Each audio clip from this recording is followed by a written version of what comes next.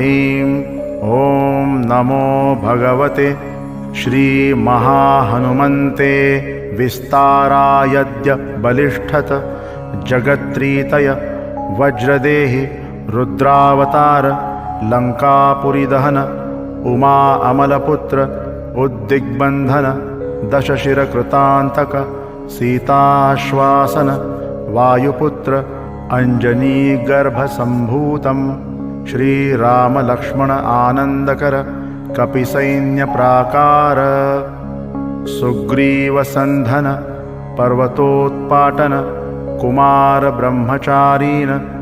गम्भीराञ्जनीनन्दन सर्वग्रह सर्वज्वरोच्चाटन डाकिणी विध्वंसन ॐ ह्रां ह्रीं ॐ नमो भगवते